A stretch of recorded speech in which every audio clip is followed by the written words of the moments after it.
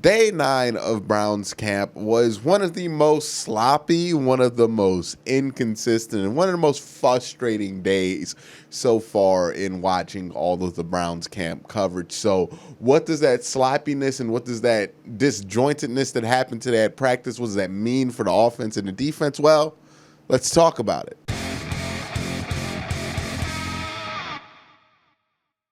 So we're going to talk about day 9 of camp, and if you're new here, don't forget to hit that subscribe button and ding that notification bell so you can be notified when I upload. I recap all of the Browns practices as well as talk AFC North. So if that sounds like something that's good for you, make sure you subscribe and hit that notification bell. Also, if you want to play fantasy football with me, be sure to sign up for the Patreon. And once you sign up for the Patreon, message me on Patreon and tell me that you would want to play fantasy football with me, and then you'll be added to the list. It's going to be a lot of fun, especially with the rules going on. You never know who's going to be able to win a championship. Things are going to either go rough or smooth. And speaking of things going either rough or smooth, let's talk about the Browns practice today, which was very rough. So rough that there's really not enough highlights or insight to break this video up into 3 parts like I normally do. So I'm just going to talk about things as they happen today.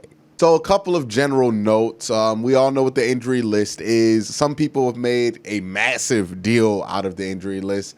I'm not going to go there yet. I don't want to underplay the significance of Grant Delpit and Mack Wilson not being on this defense this year. That is going to be significant, but let's also kind of understand that what we thought their contributions was going to be to this defense was a projection based off what they either did in college or what they did the year before, not really based off of production that they previously had. So we really honestly have no idea what we're missing. It's just unfortunate we won't be able to find out this season because we are expecting both players to have a breakout year. Every other injury is either somebody that's going to be back by the regular season or somebody who is hurt, not going to be out for the year, and was somebody who was going to play a role, but not a massive role on this team, like Kevin Johnson or even Terrence Mitchell.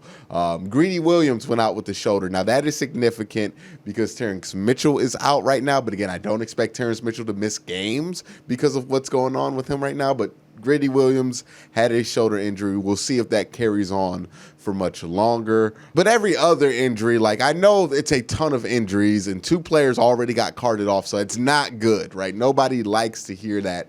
But I will say collectively, let's take a breath because it's not like a massive piece of this operation has went down. You know, it's not like, and I don't even want to say it, but we all know who are the guys that if they go down, this thing is really going to sink and there is no way to patch it.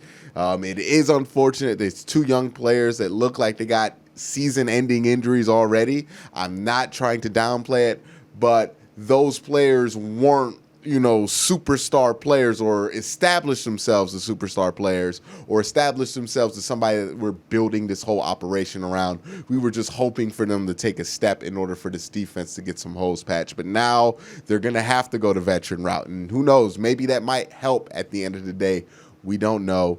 But I will say, I get why people are making a ton out of the injuries. I get why some fans who are used to panicking at this point are panicking, but I will say, let's take a breath. The injuries are bad, and I'm not trying to sugarcoat that, but it's not as bad as some people have painted it up to be. So, let's find a balance here. Now, it's fitting that I'm talking about balances here because the only balance that happened in day 9 of training camp for the Cleveland Browns is that both sides made absolutely no plays today. Not absolutely no plays. There were some plays made here and there, but for the most part, there was a severe lack of plays being made. This was one of the most boring practices I've had to watch, and not for any of the good reasons. The offense just had trouble getting plays off. They had trouble getting it together. The defense, while they made stops, technically weren't really forcing these stops. Like, it wasn't like they were making plays. And again, I said this in an earlier practice where I was like, hey, the defense and the offense, they're trading blows, but they're both making plays, so it's good.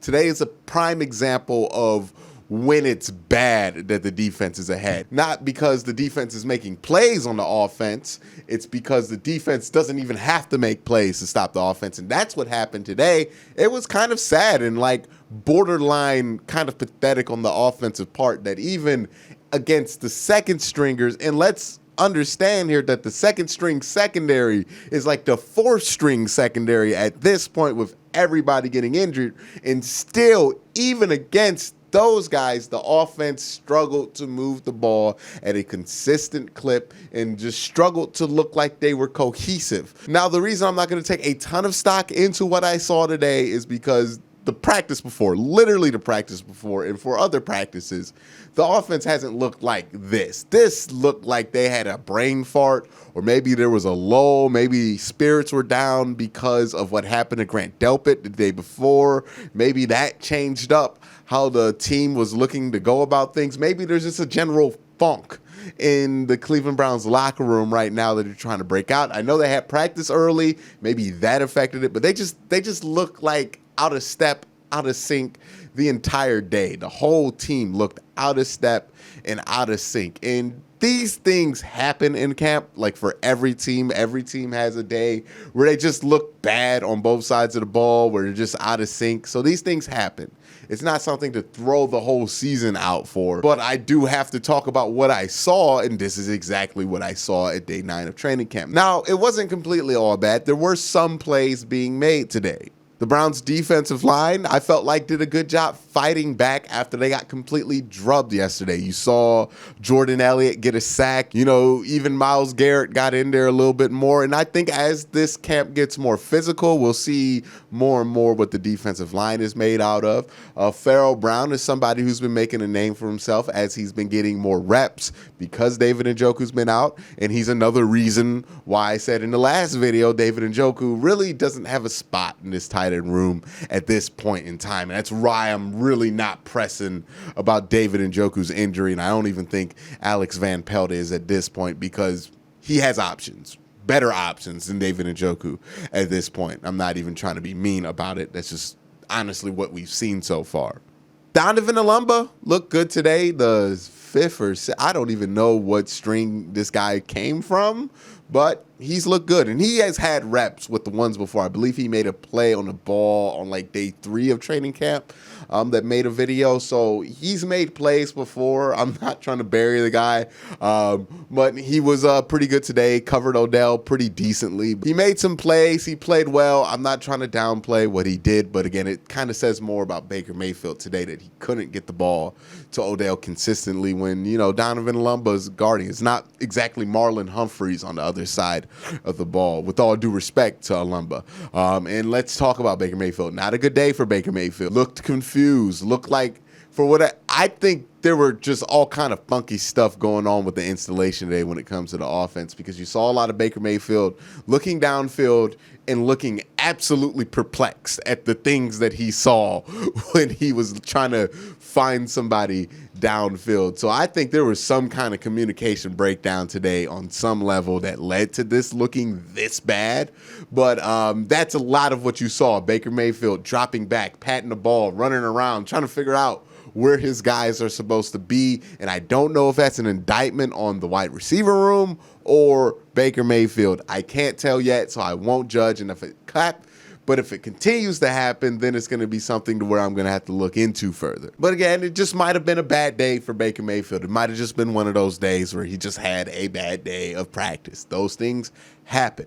But what happened was he was overthrowing guys, making bad throws. Him and Odell Beckham were out of sync today after finding and looking like they were finding their rhythm for a few practices in a row.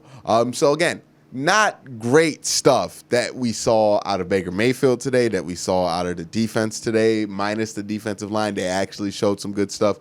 Not great stuff out of the offensive line today. Not great stuff out of the majority of the team. Now, is that a sign of something bad to happen? I would say no, not at this point, unless they have like 3 more practices like this. Then, yeah, at that point, if they have 3 or 4 more practices that look like this, then I would start to say there's something that smells a little funky at this point.